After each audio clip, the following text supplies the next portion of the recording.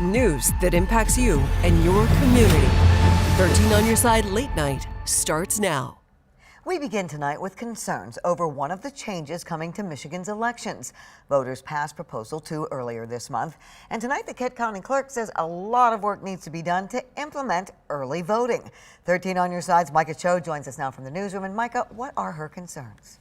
Yeah, Julia, Proposal 2 adds 9 days of early voting, and Lisa Posthumus Lyons says the county will have to make sure that precincts have the workforce and the funding to allow for early voting. Nonetheless, she says they're going to make it work.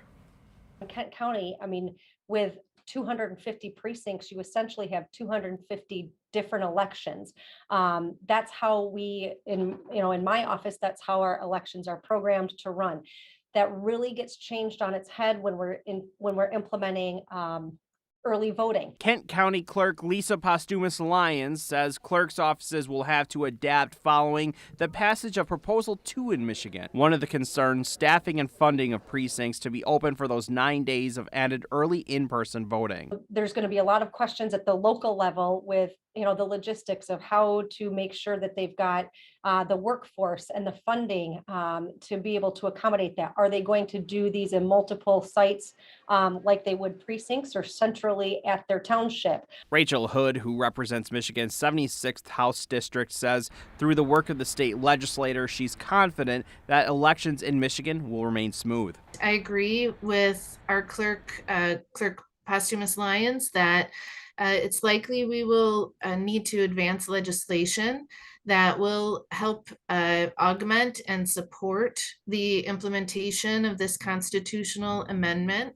Michigan isn't the only state in the country with advanced voting. States like Georgia, during normal elections, have 3 weeks of early in-person voting. In South Georgia, Lowndes County Supervisor of Elections is Deb Cox says she prefers the early voting, adding the county has over 84,000 registered voters. There's a lot of advantages to advanced voting that negate the issues that you see on Election Day.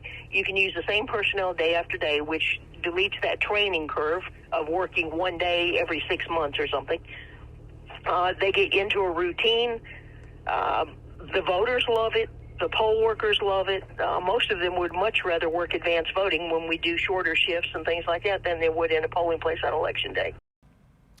Some other changes coming with Proposal 2. The state will pay for the postage for absentee ballots. Charities and public sources will be allowed to fund elections. That must be disclosed. Only canvassing boards only can certify election results based on the official vote counts.